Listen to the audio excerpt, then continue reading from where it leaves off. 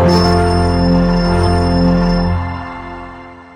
हमारे बीच डॉक्टर अब्दुल वहाब साहब हैं। आपने अजमल खतीबिया कॉलेज से एमडी किया हुआ है और इस वक्त आप मिनिस्ट्री ऑफ आयुष में मेडिकल ऑफिसर हैं। बहुत बहुत शुक्रिया, आपने हमें वक्त दिया डॉक्टर वहाब साहब। कुछ सवाल हैं मेरे जहन में, इसलिए कि इस वक्त हज़ारों वीडियो जो है ऑनलाइन यूट्यूब और अदर चैनल्स पे, जो अदर जो कम्युनिकेशन का वो है, उस पर तमाम चैनल्स पे कोविड को लेके और कोविड के असर को लेके हज़ारों वीडियो पड़े हुए हैं। लेकिन आज चूंकि हम समझने ये आए हैं कि दरअसल इम्यूनिटी है क्या, और इम्यूनिटी की इतनी बात अब क्यों होने लगी। कोविड तो अभी 10-11 महीने से आया हिंदुस्तान में, लेकिन कोविड आने के बाद ही सारी बात इम्यूनिटी की होने लगी। इससे पहले इम्यूनिटी कहाँ थी? तो मुझे आप इम्यूनिटी के बारे में बताइए। और जो मिनिस्ट्री ऑफ आयुष का में आप मेडिकल ऑफिसर हैं, तो मिनिस्ट्री ऑफ आयुष क्या अलग से कोई हेल्थ डिपार्टमेंट है या मिनिस्ट्री ऑफ हेल्थ में आता है? इसके बारे में बताइए डॉक्टर अब्दुल वहाब साहब। आपने बेसिकली मुझसे 2 सवाल किए। सबसे पहले मैं आयुष के बारे में बता दूं। सेंट्रल गवर्नमेंट ने इस के बाद जो है अपनी गवर्नमेंट बनने के बाद मुस्तकिल तौर से एक डिपार्टमेंट आयुष के नाम से बना दिया, जिसके अंदर 5 लफ्ज हैं। A for Ayurveda, Y for yoga, S for Siddha, U for Unani और एच फॉर होम्योपैथी।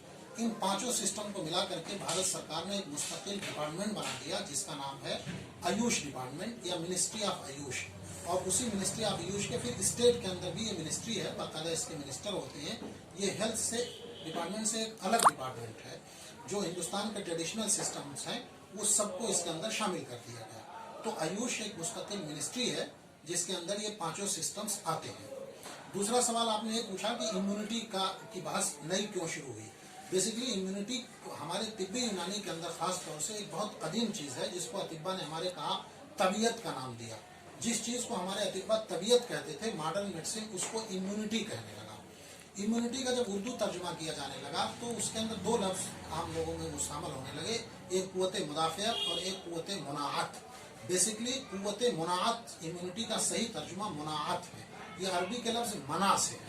तो हिंदी में इसको जो है वो रोग प्रतिरोधक क्षमता भी, रोग प्रतिरोधक क्षमता कह सकते हैं हिंदी के अंदर, लेकिन उर्दू के अंदर जो सही लफ्ज है वो कुव्वत मुनाअत है, मना करना।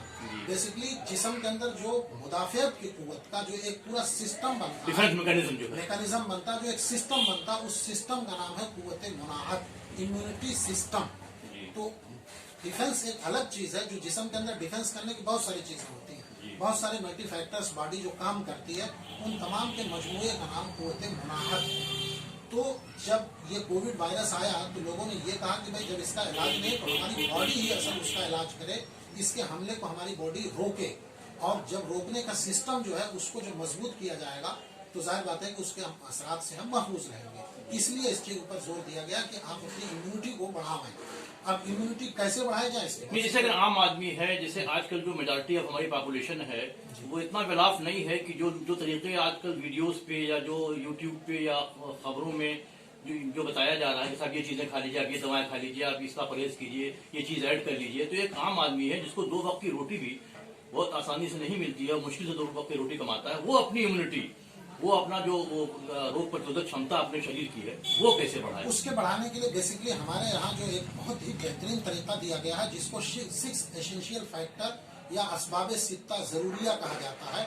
इस चीज के ऊपर अगर आप ध्यान देंगे तो इम्यूनिटी बढ़ सकती है आपकी, और ये बहुत ही बेहतरीन चीज होती है। हमारे यहाँ लोगों के दिमाग में ये चीज बैठी हुई कि अगर ये चीज खा लेंगे तो इम्यूनिटी को बढ़ा देगा, ये खा लेंगे तो बढ़ा देगा। ऐसा नहीं है, बल्कि हमारे तिब के अंदर 6 चीजें बयान की जाती हैं, जिनको कहा जाता है असबाब सित्ता जरूरिया, 6 जरूरी असबाब। अंग्रेजी में आप कहेंगे 6 एसेंशियल फैक्टर्स, जिसके अंदर कहा जाता है हवा, कि आप जहाँ पे रह रहे हो वहाँ की हवा साफ सुथरी हो। दूसरी चीज है माकूल और मशरूब, यानी खाना और पीना आपका ठीक ठाक हो। फिर हरकत और सुकून बदनी, यानी आपके जिस्म को जितनी हरकत होनी चाहिए उतना हरकत हो, फिजिकल एक्टिविटीज भी हो, प्लस आपको सुकून भी मिलना चाहिए। तो तीसरा कहा गया हरकत और सुकून बदनी। चौथी है हरकत और सुकून नफसानी, नफसानी तौर से भी साइकोलॉजिकली भी आदमी को साउंड होना चाहिए। 5वां कहा गया नौम और यकजा, नौम माने सोना, यकजा माने जागना, यानी आपके जागने और सोने के अंदर भी बैलेंसिंग होनी चाहिए, यानी इम्यूनिटी अच्छी रखने के लिए नींद पूरी होनी चाहिए, नींद पूरी होनी चाहिए। तो और जागना भी मुनासिब, ये नहीं कि आप खाली सोए चले जा रहे हैं और खाली जागे चले जा रहे हैं। इसलिए कहा गया नौम और यकजा, जागना और सोना, इसके बीच में बैलेंस होना चाहिए। छठवीं चीज बयान की गई एहतबास और इस्तिफराग। एहतबास का मतलब जिस्म के अंदर जो चीजें रुकनी चाहिए वो रुकें, और जिनका इस्तिफराग होना चाहिए, जिनको निकलना चाहिए वो निकलें। जैसे पसीना निकलने की जरूरत है तो पसीना निकले, टॉयलेट आदमी को जाना है तो वो जाए। अगर उसका एहतबास होगा तो भी परेशानी होगी, कॉन्स्टिपेशन होगा अगर तो हाँ। जाहिर है तो जी। हमारे यहाँ ये जो 6 चीजें बयान की गई, असबाब सित्ता जरूरी है। लोग इस वक्त क्या कर रहे हैं, सिर्फ इस पे ध्यान देते हैं कि ये चीज खा लीजिए, ये चीज खा लीजिए, इम्यूनिटी बढ़ जाएगी।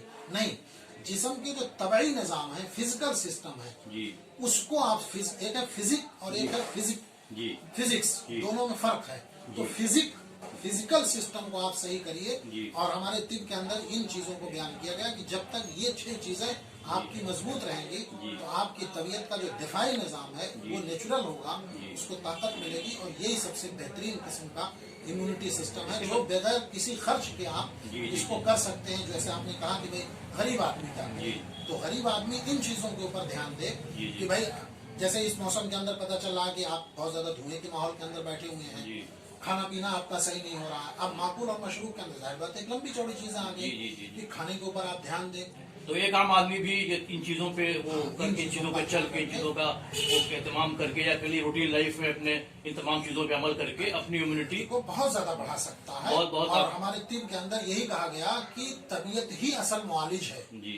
ये तबीयत को सही रखने के लिए और मजबूत रखने के लिए ये 6 फैक्टर जरूरी हैं, और यही असल मुआलिज है जिसको मॉडर्न तिब के अंदर इम्यूनिटी कहा गया और उसकी मजीद तशरीह की गई। थैंक यू डॉक्टर वहाब साहब, बहुत बहुत शुक्रिया आपका। मैं शोएब रहमान, इत्तला न्यूज।